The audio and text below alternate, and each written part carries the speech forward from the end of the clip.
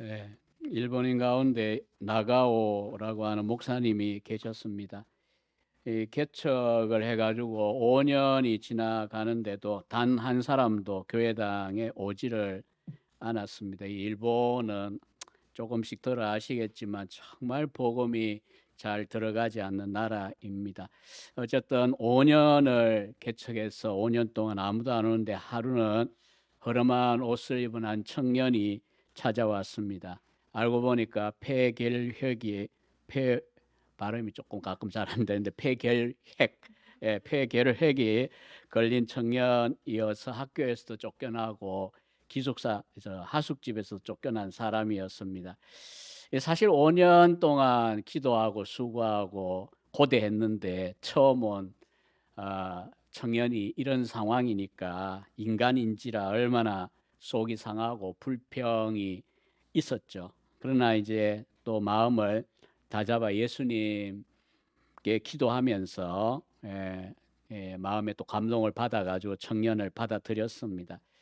그래서 결국 이 청년이 누구냐 하면 가가와 도요히코라고 하는 유명한 일본의 사회 운동가라고 해야 될까요? 하여튼 목사님이 되었어요. 하천풍언이라고 한자식은 표현하기도 합니다.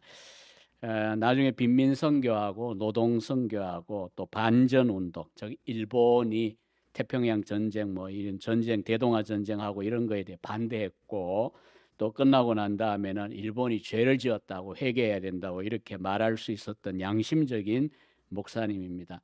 이 가까이 우리나라는 이미 은퇴하셨지만은 김진홍 목사님 비슷한 그런 그렇지 않아도 김진홍 목사님 과거에 보면 하천풍원 이 가가와 도요이코를 굉장히 좋아했습니다.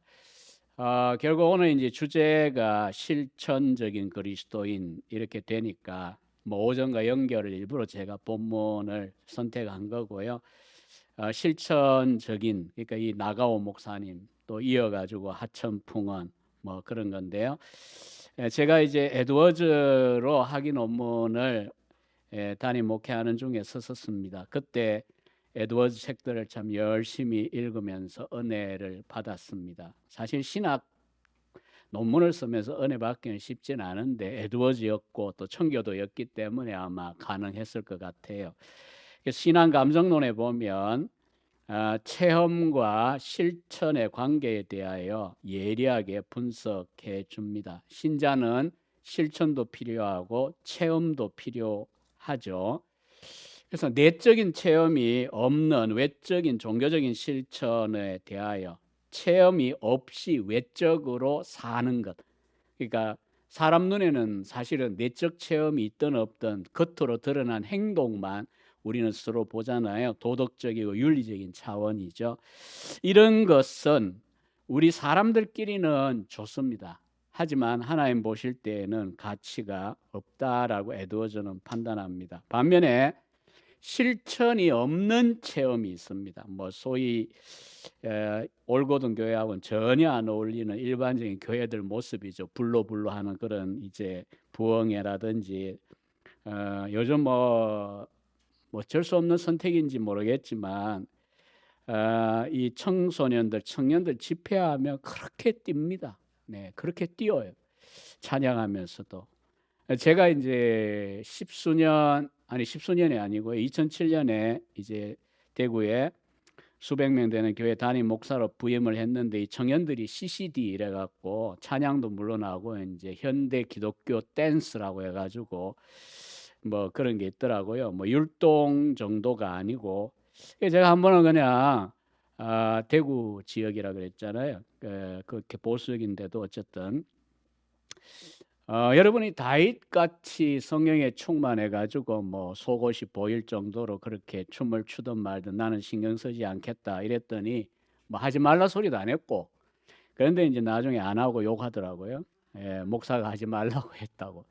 근데 요즘은 그 정도가 아니에요. 진짜 가끔 집회하는 영상들 보면 진짜 너무 많이 뛰고 또 우리 박혁이라고 유튜브 좀 보시는 분들은 보세요. 이게 도대체 참 별로 말로 어떻게 표현하기 어려워. 또 고소할 거 싶어가 말로도 잘 못하겠는데 뭘 그렇게 자꾸 엎어뜨리고 넘어뜨리고 그냥 그런 이제 집회 이게 이제 체험 추구거든요. 체험은 추구하는데 뭐가 없냐 하면 실천이 없는 겁니다. 존 에드워즈 목사는 참 체험이 많았던 시대의 목회자입니다. 단지 신학자가 아니고요. 오랫동안 목회하신 분인데 미국에 소위 교회사 가운데 1차 대각성이라고 하는 대각성은 그냥 각성하는 정도가 아니고요. 미국 그 전역에 성령의 강한 임재가 일어나 가지고요.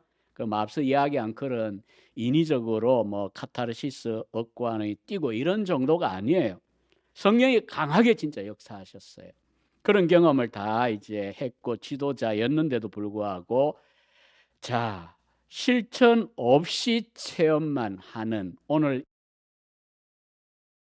뭐 여전히 그는 경고합니다. 차라리 그런 체험은 안 하는 것이 낫다. 그럼 무엇이 바른 길일까요?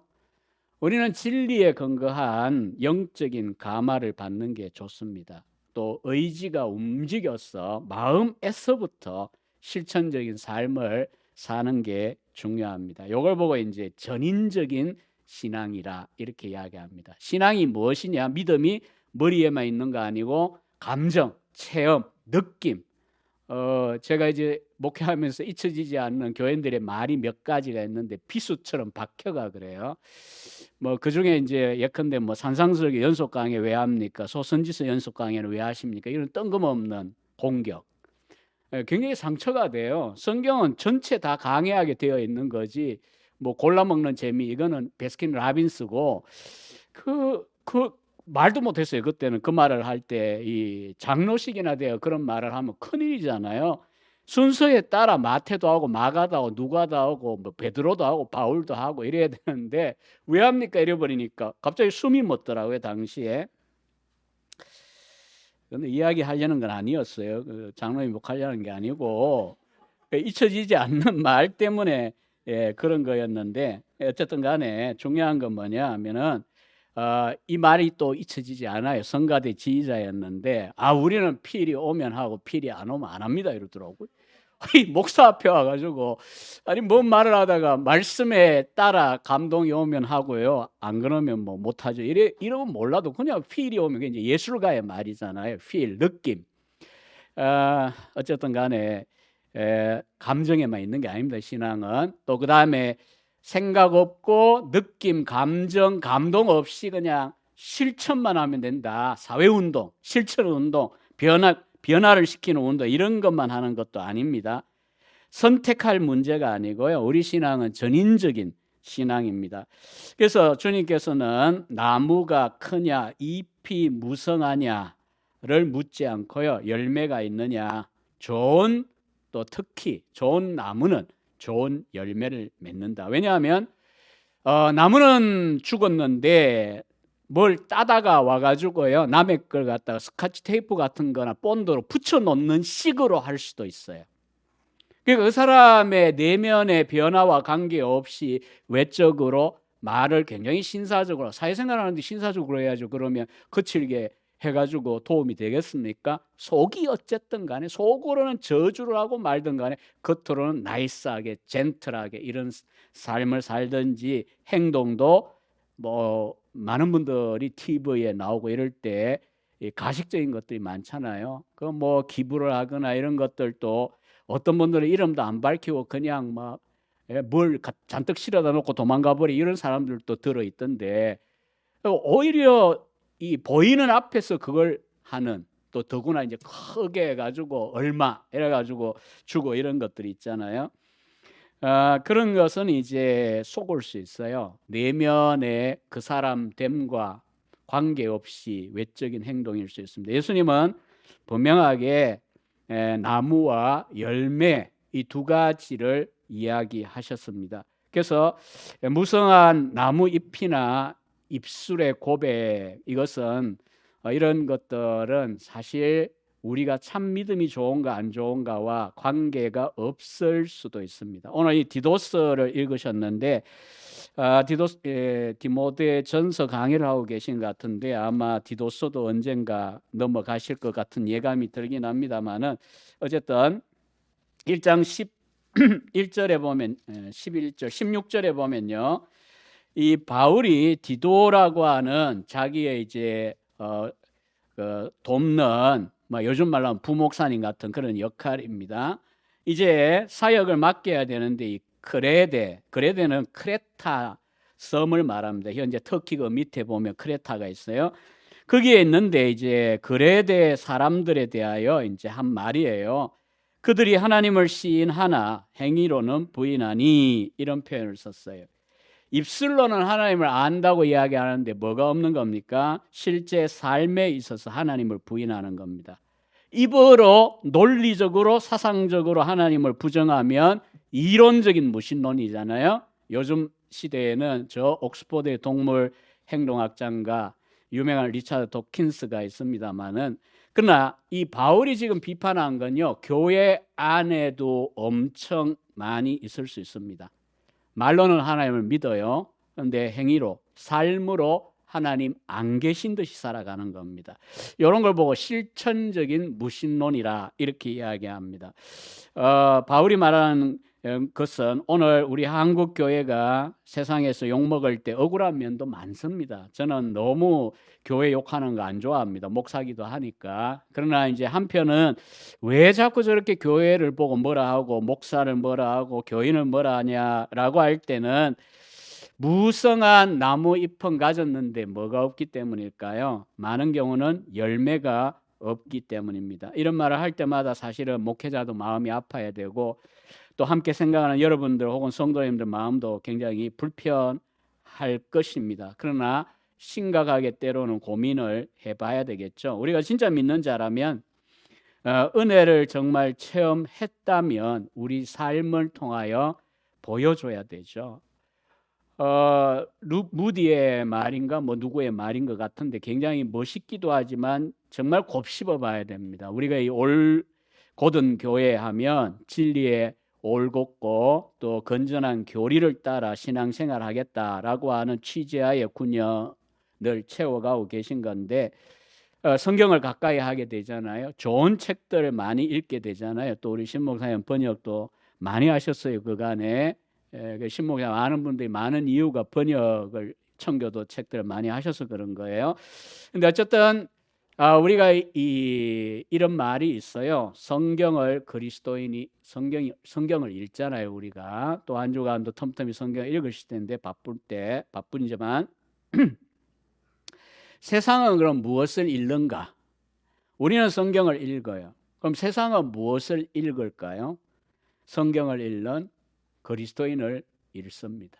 우리를 쳐다보고 있어요. 우리는 성경을 쳐다보는데 세상 사람들은 우리 그리스도인들을 봅니다. 왜냐하면 성경은 모르겠고 믿어지지도 않고 하나님도 모르겠고, 그러나 믿는다고 하는 마치 생사를 건 것 같은 너네들 도대체 뭘 읽고 어떻게 삶의 변화가 있냐, 그걸 읽으려고 한다라고 하는 것이죠.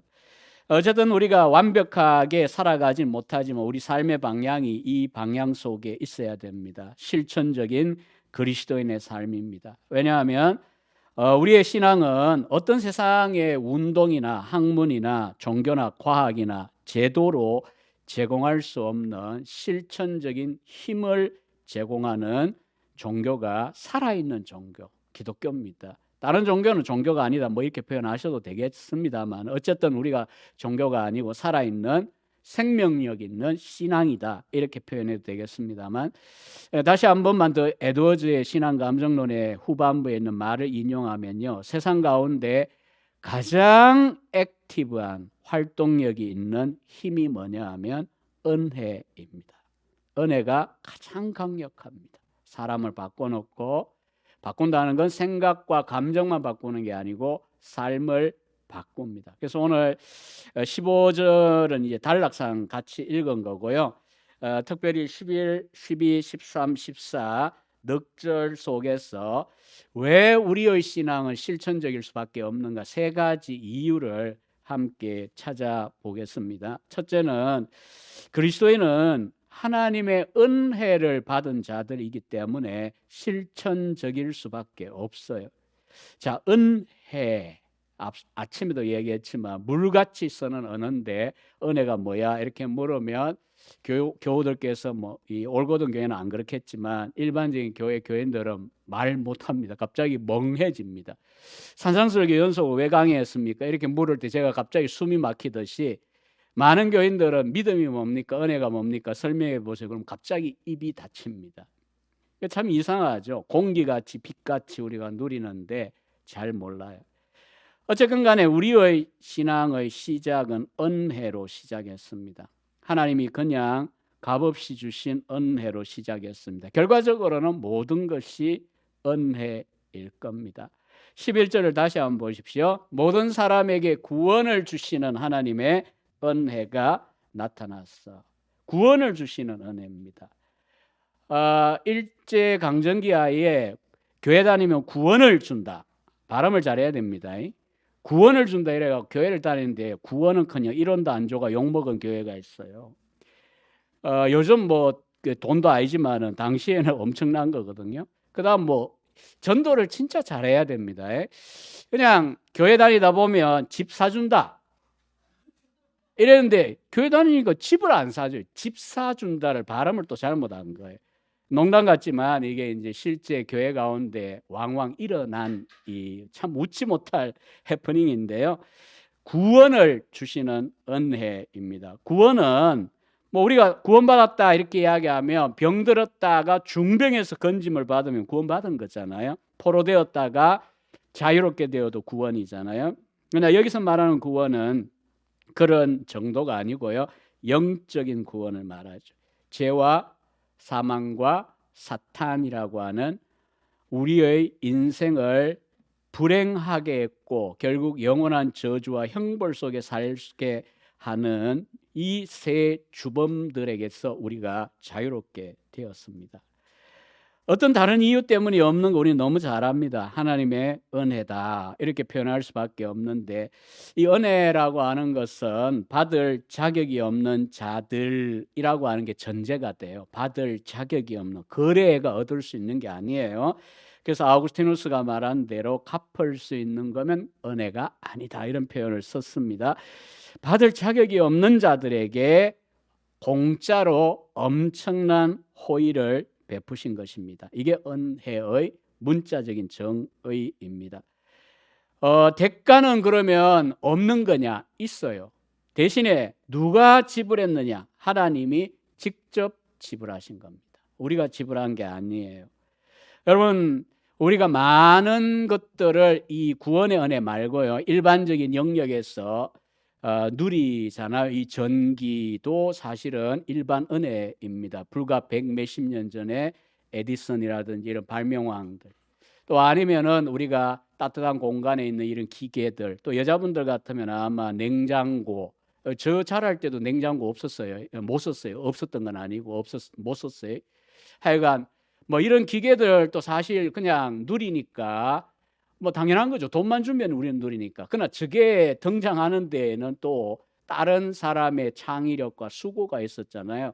마찬가지로 오늘날 이제 뭐 사회적으로 소외되었던 장애자들이라든지 아니면 또 오늘날 뭐 여성의 권익 신자의 이런 것들도 다 역사를 거슬러 올라가면 멀지 않아요. 100몇십 년 사이에 엄청난 투쟁의 결과 누군가는 피 흘리고 누군가는 감옥 갔다 오면서 보장된 게 자유라고 하는 하나님의 선물이에요.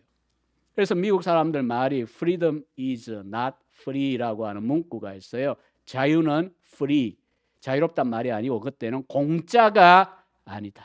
공짜인 자유가 없어요. 우리가 누리는 권리, 이 모든 것들이 그래요. 그러니까 우리가 익숙해가지고 누린다고 해가지고 이거 뭐 당연한 거 아니냐 이렇게 생각하면 안 됩니다. 누군가는 피를 흘렸고 누군가는 여성의 선거권을 위해서도 누군가는 흘렸어요. 여자분들 대학교 다니는 거 20세기에 들어와서 다녀요. 이상하게 열받게 하려는 건 아니고 역사가 그렇다고요.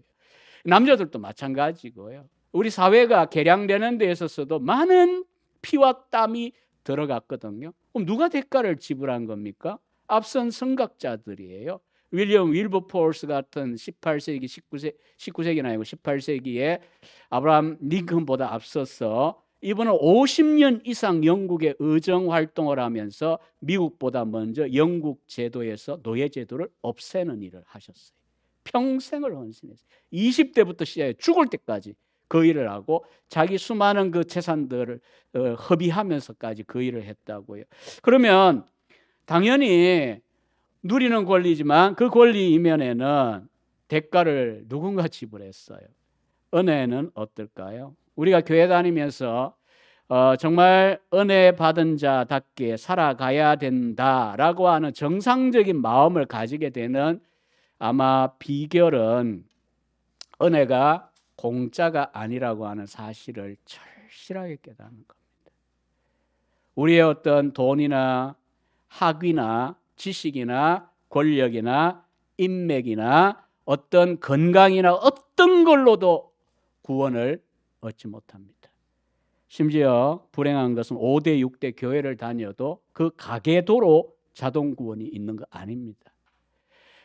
그런데도 우리가 구원을 받았다면 은혜라고 하는 말밖에 할 말이 없잖아요. 근데 여기서 이제 갈라지는 거예요. 은혜 값없이 얻었으니, 그리고 하나님 절대 안 버린데 견인, 도로토신경 5번째 포인트 이야기한 대로 견인의 확신. 이러니까 이제 뭐 좀 내 뜻대로 마음 편하게, 마음고 편하게 내가 자유롭게 좀 살다가 죽을 때 또 회개 좀 한번 싹 하고 천국 가면 되지 않겠냐. 이렇게 가는 자유방종주의자들이 교회 안에 심지어 바울 당시에도 있었어요. 로마서 6장을 보면 방종파죠. 그러나 저나 여러분들이 진정으로 은혜를 알고 나면 어떻게 될까요? 대가 내가 안 지불한 거지 하나님이 하셨습니다. 우리가 뭐 하니까 하나님이 직접 하셨어요. 그 죄값을 누가 지불합니까? 하나님의 아들이 대신 지불하셨어요. 대신 죽으셨어요.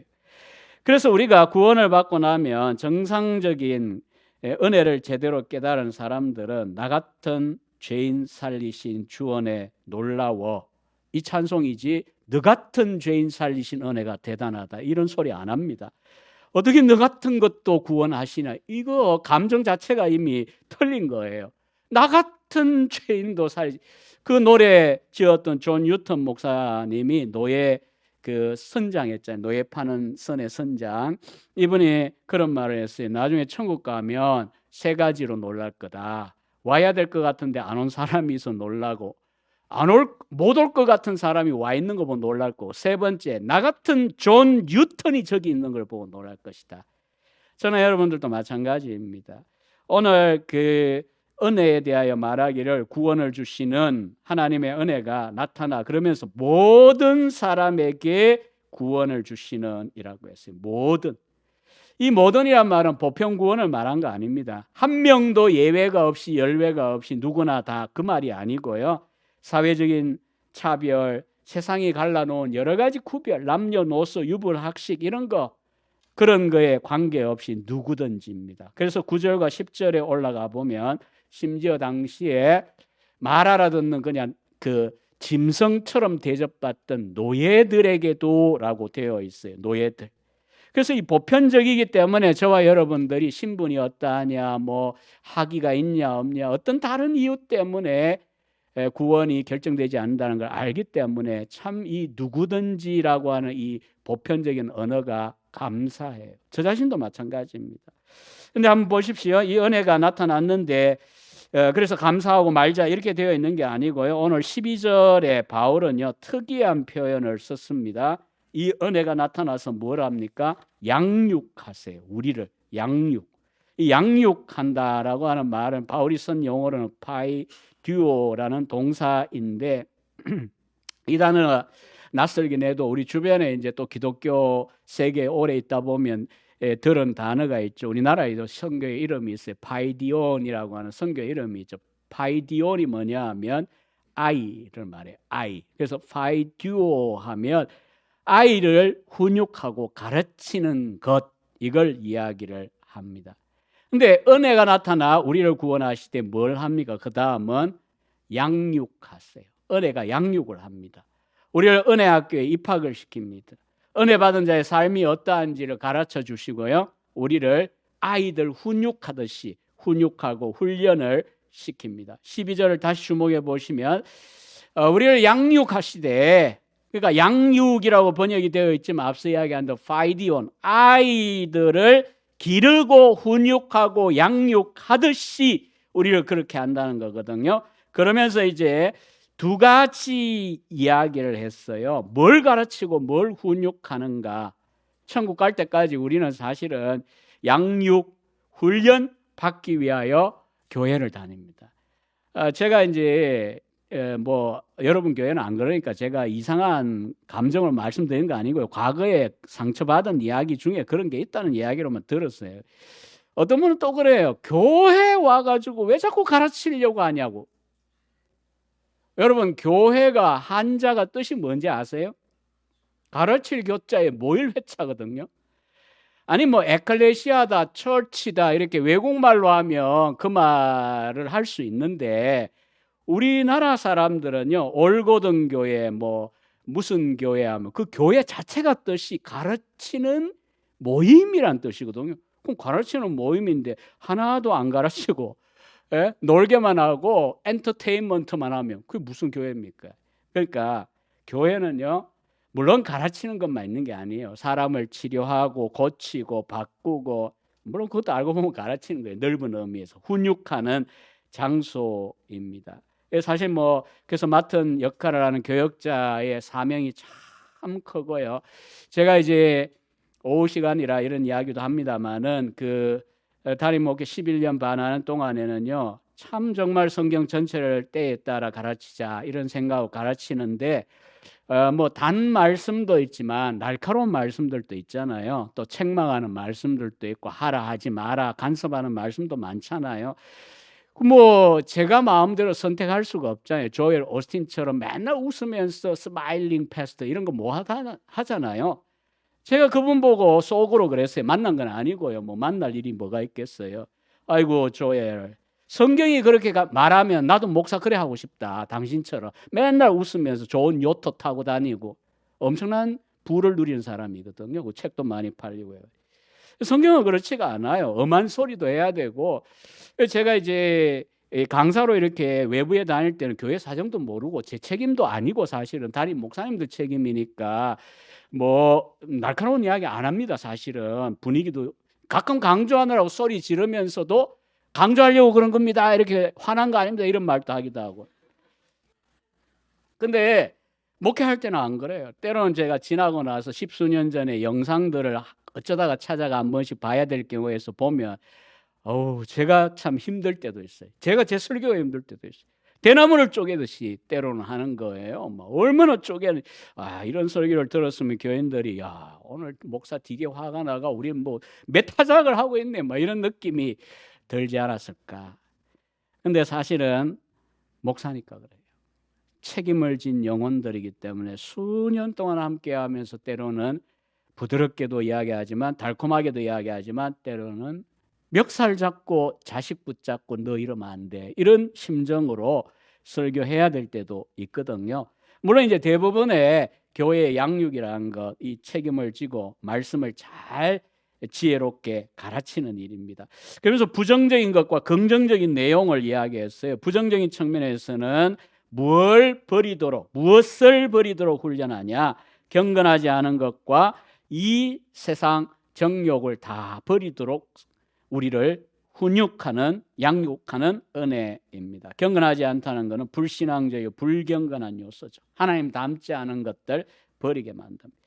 또 한 가지는 우리가 한 주간도 살면서 늘 이게 문제고 다음 주도 이게 문제일 겁니다. 이 세상 정욕입니다.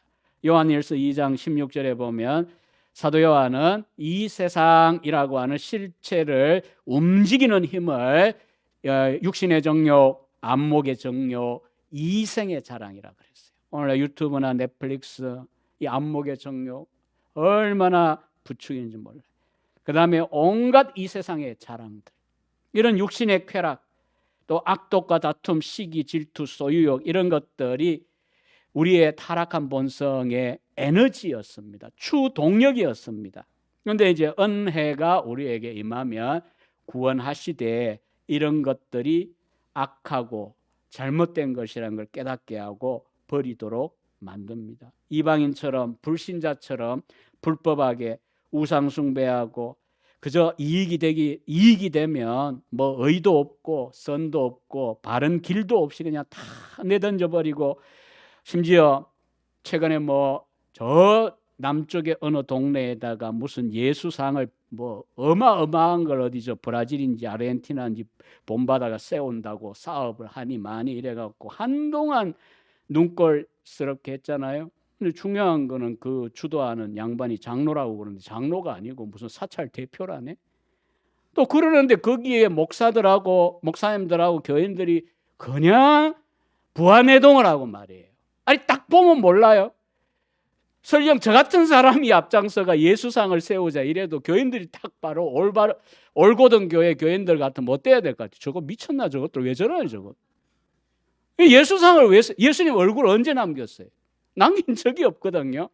당시에 소크라테스니 뭐 플라톤이니 황제 얼굴 조각 다 돼 있어요. 소크라테스는 제가 잘 모르겠네요. 근데 어쨌든 근데 예수님은 전혀 그런 방식으로 자기 얼굴 안 남기게 했어요. 남겼다면 얼마나 미신 숭배가 심했겠어요. 우상 숭배.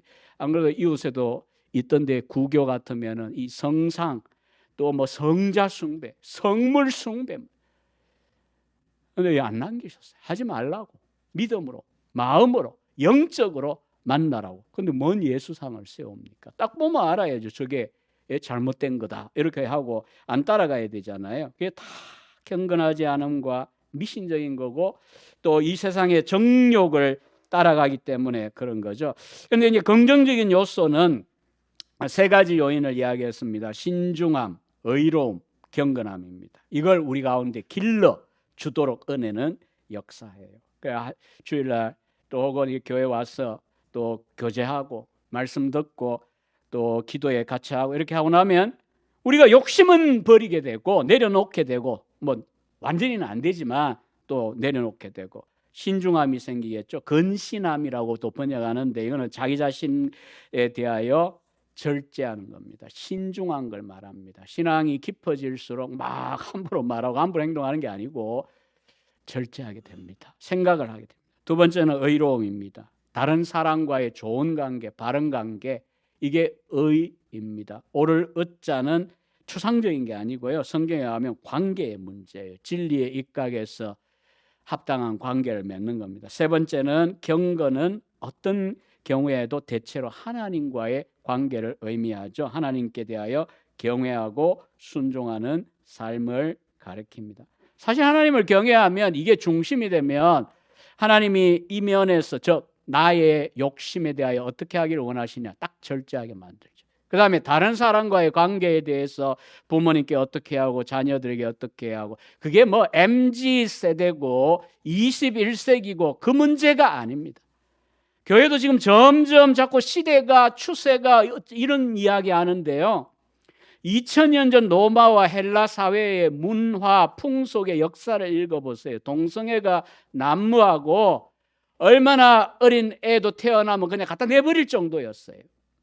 그런데 무슨 시대가 발전해가 이렇게 된 거니까 우리가 따라가야 되는 것처럼 그렇게 뒷북치는 소리 하면 안 됩니다. 시대 문제가 아닙니다. 하나님을 경외하면 하나님 말씀에 따라 사회생활 어떻게 해야 되는지, 경제생활 어떻게 해야 되는지 우리가 바로 잡힙니다. 이렇게 이제 양육을 받는데 어디에서 받느냐 하면요. 세상 바깥이 아니고요. 12절 끝에 있잖아요. 이 세상에 사는 겁니다. 이 세상.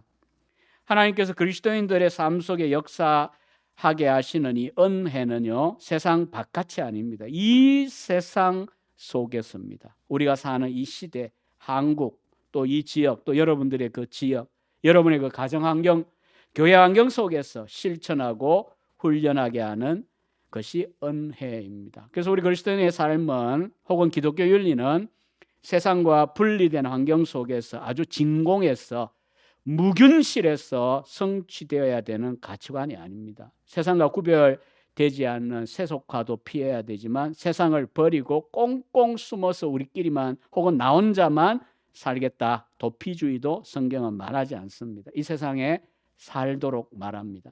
다만 이 세상에 속하지 않은 자로 살게 만듭니다.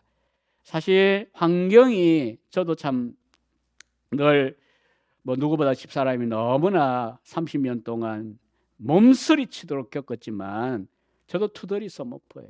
서머프 아시는지 모르겠지만 틈만 나면 투덜거렸고 웬만하면 투덜거립니다. 막 싫어요 이런 거잖아요. 범사에 싫다는 게 투덜이 서머프잖아요. 어릴 때 본 그 만화. 그래서 그 생각할 때 남이 문제고 환경이 문제일 것 같지만 사실 아니에요. 우리가 이걸 벗어나면 더 신앙생활 더 잘할 것 같지만 꼭 그런 거 아닙니다. 오히려 이런 환경, 이런 조건, 이런 세상 속에 이 시대 속에 우리를 던져 놓으시고 하나님이 양육, 훈련하고 계세요. 그래서 이제 시간이 지나 보면 우리가 나이 드신 분들은 알아요. 내 뜻대로 된 게 아무것도 별로 없고 어쨌든 나를 신자 만드시는 거구나 라고 하는 걸 알게 됩니다. 바로 이렇게 우리를 은혜로 양육하시기 위하여 그리스도가 피를 찢고 피를 흘리시고 살을 찢어 주시기까지 하셨습니다. 은혜가 의도하는 바가 이거기 때문에 우리는 성경적인 실천하는 삶을 살 수밖에 없어요. 두 번째는 13절 말씀을 주목해 보시죠. 두 번째 이유가 있어요. 그리스도인은 복스러운 소망을 가졌기 때문입니다. 우리가 세상과 구별되고 세상을 닮아가지 않고 세상과 다르게 살아가야 되는 이유, 열매 맺는 삶을 살아야 되는 두 번째 이유는 장래에 대한 분명한 소망이 있기 때문입니다. 13절 복스러운 소망과 우리의 크신 하나님 구주 예수 그리스도의 영광이 나타나심을 기다리게 하셨다. 우리가 세상 사람들 보면 알지만 내일이 없다라고 생각하고 미래에 소망이 없으면 어떻게 살까요? 삶을 마음대로 삽니다. 방탕하며 삽니다. 오늘 내일 죽을 터이니 오늘 먹고 즐기자. 쾌락주의가 되든지 아니면 삐딱해져서 허무주의가 됩니다. 지금 이제 젊은 세대들이 집을 어떻게 해보려니 쉽지가 않잖아요. 시대가 길게 얘기할 필요도 없는 우리가 너무나 뼈저리게 알고요. 젊은 자녀들을 둔 부모 입장에서는 처절하게 느끼고 있는 절망스러운 시대적 우리 경제적인 문제인데 이러다 보니까 어떻게 합니까? 그까지 집 사는 거는 정말 어렵고 현재를 누리자. 욜로족이 되거나 결혼 안 했으면 아니면 그냥 지금 좋은 차 타고 여행 다니고 잘 먹고 맛집 찾아다니고 그게 무엇입니까? 내일의 소망이 없으니까 오늘 지금 주어진 시간 카르페 디엠이라고 하는 라틴어 문장처럼 오늘을 붙잡으라 이런 식으로 사는 거예요. 잠언 29장 18절에도 보면 이미 성경에서 그 이야기해요. 묵시가 없으면 백성이 방자히 행하거니와. 방자히 행하는 백성들의 이유는요, 묵시가 없대요. 묵시란 말은 다르게 이야기하면 비전이에요. 소망이에요. 하나님 주시는 꿈이 없으면 망할 짓만 골라 하게 되어 있습니다. 쾌락주의자가 되든지 이 세상 살아봐야 뭐하냐 허무주의가 되든지 심지어 자살도 하기도 하고요. 그러나 소망이 있으면 어떨까요? 소망이 강렬하면 강렬할수록 현재의 수고와 어려움들을 잘 감내합니다. 몇 년 사이에 스카이 캐슬이라는 드라마들 보셨습니까? 엄청난 0.1%의 사회의 이야기긴 하지만 그놈의 대학 좋은 데 보내려고 얼마나 투자하고 고생을 시킵니까?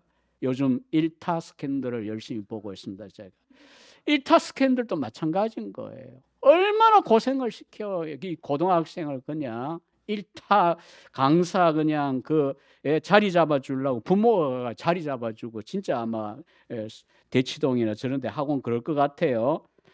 미래에 대한 입신양명을 꿈꾸고 좋은 대학 가면 대학을 잘 가면 이제 미래가 결정된다고 일반적으로 생각하니까 소망을 두고 그렇게 현재의 고생을 하잖아요. 그리고 미쳤다라고 하는 사람도 있지만은 지나친 게 문제지 어느 정도 우리 학생들이 미래를 생각하면서 그렇게 현재의 3년, 6년을 수고하는 걸 보고 우리는 바보라고 말하지 않습니다. 잘한다고 생각하죠. 또 그 일을 위해 자식을 위해 부모들이 허리끈을 졸라매면서 열심히 수고하고 투자하는 걸 보고 이상한 짓 한다 이렇게 말하지 않습니다. 물론 다만 미래에 자식이 잘 되기를 바라는 마음은 가지되 자식이 갚을 거라고 하는 착각은 버리시는 게 좋습니다.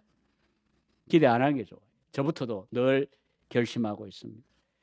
아니 그냥 부모니까 때 되어 해줘야 될 것 하고 도와주는 거에 선한 일에, 하물며 우리가 신자들에게 소망이 있습니다. 주신 소망을 특별히 이런 소망하고 구별해서 복스러운 소망이다, blessed hope라고 표현을 했어요. 1장 2절에 보면 바울은 영생의 소망이라고 하는 표현도 썼어요. 이 복스러운 소망이 있기 때문에 우리는 현재의 은혜의 양육도 받고 실천적인 삶, 열매 맺는 삶을 추구할 수밖에 없는데, 그러면 이 복스러운 소망이 무엇일까요? 단순히 잘되고 유토피아가 오고 이런 식의 내용인가? 그건 세상이 이야기하는 거고요. 바로 이어가지고 바울이 이렇게 표현했습니다. 우리의 크신 하나님 곧 구주 예수 그리스도의 영광이 나타나는 것입니다. 복스러운 소망이 예수님이 나타나는 것. 크신 하나님, 이런 표현을 예수님께서 썼어요. 그분도 하나님이시라는 거죠. 신성을 고백했어요. 그리고 그분이 재림하시는 날, 그게 우리의 복스러운 소망입니다.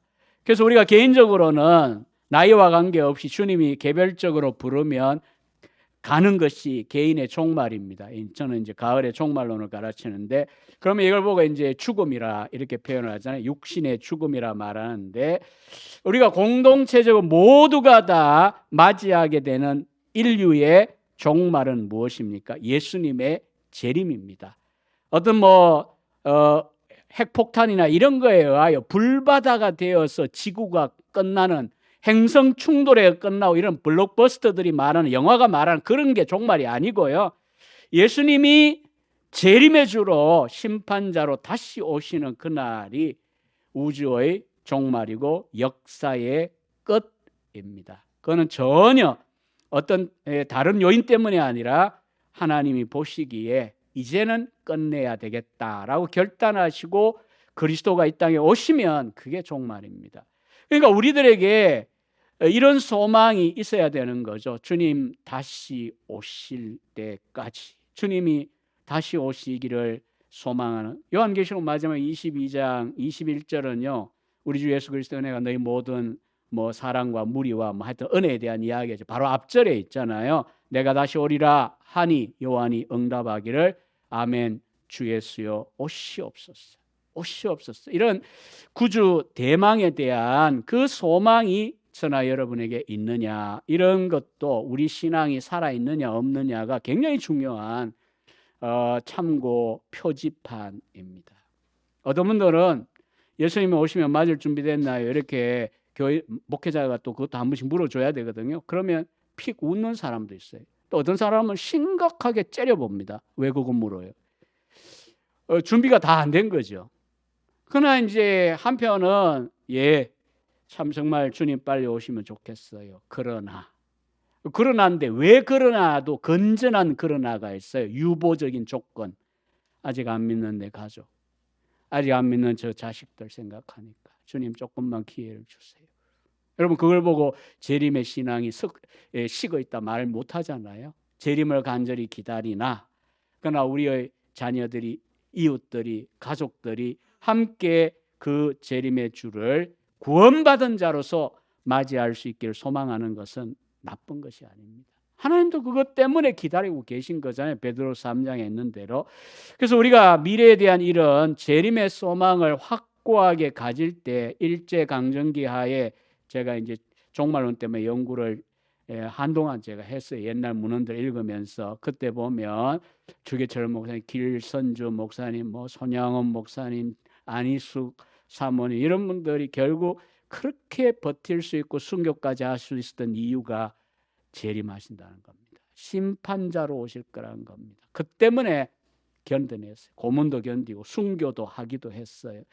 우리들은 순교하고 말고 이 문제가 아니고요. 현재 우리가 이 소망이 있다면 현재의 삶에 있어서 건신할 수밖에 없습니다.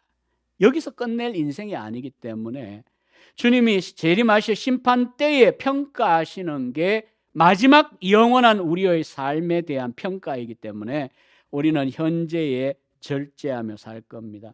그래서 유명한 영국의 평신도 변증가였던 C.S. 루이스가 순전한 기독교 한번 읽어보실 필요가 있습니다. 물론 이제 잘 읽어야 되겠죠. 우리 개혁파 입장에서는 순전한 기독교에 보면 이런 굉장히 유익한 통찰을 말합니다. 소망을 우리가 가진다는 것은 눈에 보이는 이 세상을 떠나는 것 아닙니다. 역사를 더듬어 보면 이 세상을 위해 가장 많이 일한 그리스도인들은 이 세상을 위해 가장 일 많이 한 그리스도인들의 역사 가운데 보니까 바로 다음 세상에 대하여 가장 많이 생각했던 사람들이었습니다. 기독교 로마 제국이 기독교 국가로 전환하는 거 한 1700년 전이죠. 토대를 놓았던 사도들이나 중세를 확립한 위대한 인물들이나 노예 제도를 폐지시킨 영국의 복음주의, 아까 이야기한 윌버포스 같은 복음주의자들, 지구상에 이 모든 그런 멋진 흔적을 남길 수 있었던 것은 그들 마음이 이 세상에 마르크스주의자들, 유물론자들처럼 사로잡혔기 때문에 아니에요. 마음이 천국에 사로잡혀 있었기 때문입니다. 그러나 대부분의 그리스도인들이 다음 세상에 대하여, 즉 천국에 대하여 더 이상 생각하지 않게 되면서 어떤 놀라운 반전이 일어날까요? 기독교가 세상에서 힘을 잃었습니다. 천국을 지향하면 할수록, 루이스의 말이에요, 세상은 덤으로 따라오지만, 그러나 이 세상만 지향하게 되면 세상도 잃고 천국도 잃게 될 것입니다. 여러분, 우리가 그냥 복잡하게 생각할 게 아니고요. 우리 각자가 개인적으로 생각해도 이 세상이 지금 끝이라고 생각한다면 당장 한 주간 또 어떻게 살게 될까요? 그저 교회는 마음의 위안을 위해 나오는 거고, 그냥 역사의 변화를 주는 것도 아니고 내 영원한 삶에 어떤 변화 주는 게 그냥 덕담 듣고 마음의 평화 얻고 외롭지 않게 교제나 하고 이런 식의 신앙 수준이라면 또 한 주 어떻게 살까요? 우리는 변화 없이 그냥 닥치는 대로 살고 세상 기준대로 살고 욕심에 따라 살아갈 수밖에 없습니다. 그러나 우리의 신앙이 복된 소망, 그리스도의 재림에 대하여 강박관념을 가지자는 건 전혀 아니에요. 저는 중고등학교 때 그걸 겪어봐서 알거든요. 공부도 할 수가 없었어요. 그러나 그게 좋은 게 그런 차원이 아니고요. 주님이 오신다. 그럼 이 땅 위에 남은 생에 어떻게 살 것이냐, 삶의 변화를 가져다 줄 수밖에 없습니다. 단적으로 우리가 그 어린 학생들이 대학을 가고 좋은 직장을 가기 위하여 고등학교 3년 혹은 중학교까지 6년을 쓰지만 그렇게 인생을 그냥 공부하는 데 올인하면서 그렇게 사는 걸 보면 왜 우리 신자들이 그 영원한 우리의 삶을 결정할 심판의 날, 그 심판장이 오실 그 재림의 날에 대한 소망이 우리에게 없을 수가 없죠. 그리고 그 소망이 있다면 현재 우리 삶을 어떻게 살아야 될까? 한 번씩 정신이 번쩍번쩍 들어야 되지 않을까요? 저는 가끔 이제 요즘 몰카가 많잖아요. 여차하면 전부 블랙박스 이런 것도 많고 이래갖고 저는 시골에서 조금 덜한데 여러분들 삶은 이 도시에 살면 하루에 엄청 찍혀요. 여러분이 원하든 원하지 않든. 그런데 하나님의 심판대 앞에서 우리 모든 인생이 순간적으로 파노라마처럼 쫙 드러나게 될 거라고 하는 거 한번 의식 안 해보셨어요? 그러면 소스라치게 놀랄걸요? 깜짝 놀랄걸요? 하나님 앞에 내 인생이 평가받아야 된다는 거. 우리가 율법주의자가 되단 말 아니에요. 우리는 구원받은 자로서 그 소망이 있고 주님이 심판자이기도 하실 거라는 걸 안다면 현재 우리의 삶에 있어서 건신하고 앞서 이야기한 대로 신중하게 살고 경건하게 살고 의롭게 사는 삶을 추구할 수밖에 없습니다.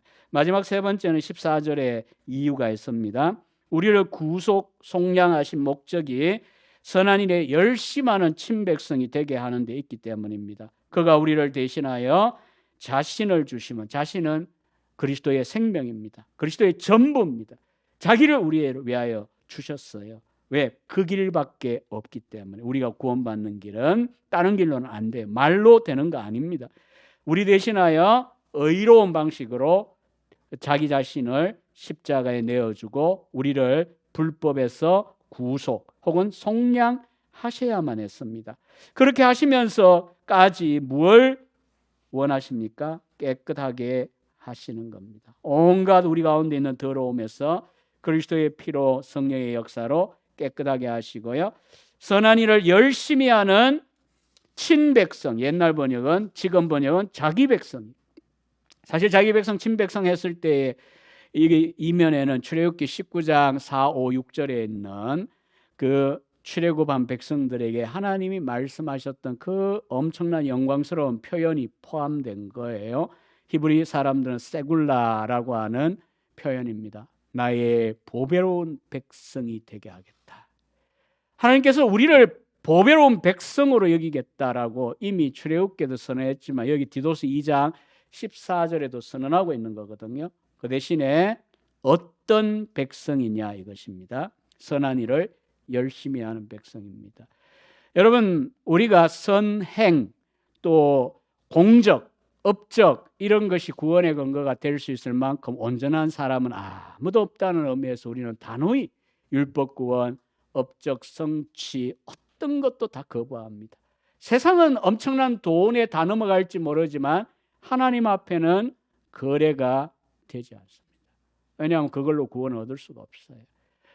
오직 은혜로 우리가 구원받았고 오늘 표현대로 그리스도가 자기 자신을 우리를 위하여 대속제물로 내어주심으로 구원을 받은 거예요. 그러니까 구원받기 위한 근거와 원인으로서는 우리의 어떠함, 또 선한 삶, 업적, 성취 이런 거 필요 없습니다. 필요 없고요, 가치 없습니다. 하지만 살려주시고 깨끗하게 하시고 자기의 사랑하는 보배로운 백성을 삼으시고 그 다음에 그냥 잘 지내다가 천국도 가서 잘 지내자 이렇게 말씀하시지 않고요. 이제 살려놓았으니 이제는 제대로 하나님 보시기에 선한 삶을 살아야지 하시는 거예요. 그럼 결국 루터가 말한 대로 선한 삶은요, 구원의 근거 원인이 아니고 구원의 열매입니다. 우리 칼빈주의도 단호하게 이야기합니다. 구원받은 자의 증거입니다. 우리의 근거가 아닙니다. 하지만 정말 구원을 받았고 대속의 은혜를 안다면 우리는 하나님이 어떻게 믿고 어떻게 살아가는가를 기뻐하십니다. 우리가 어떤 걸로도 브레이크가 안 걸리는 인생이어도 부모는 자식 때문이면 브레이크가 걸려요. 웬만하면 진짜 웬만하면 걸려요. 인격이고 고매한 인격이고 뭐고 이런 것도 되게 나면 안 걸려요. 그렇지만 자식 때문에 우리는 브레이크가 걸리잖아요. 하지만 신자라면 브레이크가 걸려야 돼요. 하나님의 기뻐하시는 거다. 하나님이 아니야라고 하는 거야. 이게 우리에게 브레이크가 걸리는 강력한 브레이크가 돼야 돼요. 이건 부모고 자녀고 할 거 없이 모든 신자들, 목회자도 마찬가지예요. 하나님 보실 때 하나님 기뻐하시는 일인가? 하나님 하지 말라는 일인가? 그리고 결국은 조금 생각을 또 멀리하면 심판 때에 다 어차피 드러날 건데 라고 하는 생각이 들면 브레이크가 걸려야 돼요. 아무도 나 못 말려, 나 피 오면 하고 피를 안 오면 안 해. 그런 인생을 못 살아요. 우리 신자들은 더 이상. 그래서 뭐 길게 이야기하지 않습니다. 여러분들이 목사님 통하여 선한 삶, 그리스도인다운 삶을 산다는 게 무엇인가는 시간마다 구체적으로 잘 배우실 거기 때문에 어쨌든 오늘 읽은 말씀은요, 우리 그리스도인들은 practical Christian, 실천적인 그리스도인의 삶을 살 수밖에 없는데 이유는 세 가지입니다. 첫째는 은혜를 받았습니다. 은혜. 두 번째는 현재가 다가 아니고 미래의 영광스럽고 복스러운 소망을 갖고 있기 때문입니다. 소망이 있기에 현재의 삶의 변화를 추구할 수밖에 없습니다. 세 번째는 피로 값주고 구속하신 목적이 선한 일에 열심하는 하나님의 자기 백성, 보배로운 백성이 되게 하시는 것을 원하시기 때문입니다. 저와 여러분들이 성령으로 거듭나고 은혜가 충만한 살아있는 선한 존재, 선한 나무로서 복을 누리면서 사시기를 바라고요. 그러면 거기에 합당한, 불완전하지만 거기에 합당한 열매를 말과 행실 속에서 맺어갈 수 있기를 바랍니다. 세상이 말하는 뭐 대단한 거 말한 거 전혀 아닙니다. 감사하게도 우리에게 각자 주신 것 안에서 하라고 하십니다. 헌금도 저는 목회할 때 그랬어요. 빚내가 헌금하지 마세요. 나도 빚내가 헌금하기 싫어요. 이렇게 표현했어요. 왜냐하면 하나님은 내게 없는 걸 내라고 말씀하시지 않아요.